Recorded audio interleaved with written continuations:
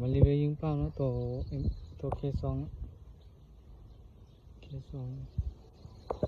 กล้องเป็นกล้อง BSA นะก็เราจะเป็นเราที่เคฐานลูกทรงยิงเป้าประมาณ30 เมตรเป็น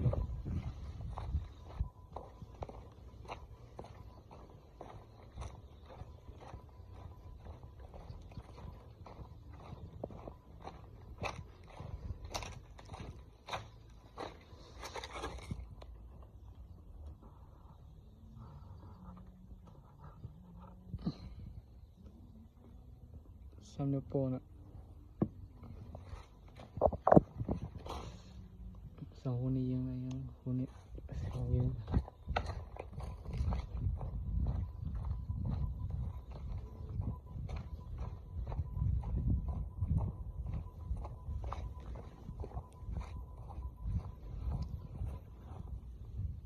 ล้มเหลือแต่สำนี้เนาะมันจะบอกให้ถึงดีเนาะถ้าล้มหลายถึงดีเดี๋ยวซิง3 นัดเดี๋ยวค่อยเบิ่งบ่มีคนจับกล้องไม่ได้เอากล้องวางไว้ถือว่าโอเคนะ